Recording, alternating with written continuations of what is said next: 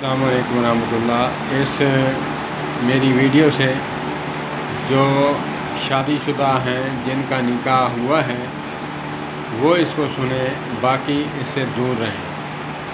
بات یہ ہے کہ ہم شادی شدہ جو ہیں ہم ایسی غلطی کرتے ہیں، بہت بڑی غلطی جو مجھے بھی معلوم نہیں تھا۔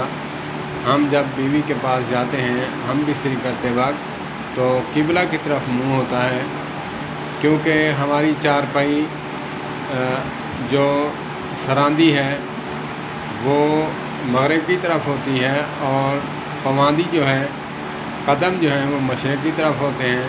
جب ہم بستری کرتے ہیں تو قبلہ رخ بیٹھ کر ہم بستری کرتے ہیں۔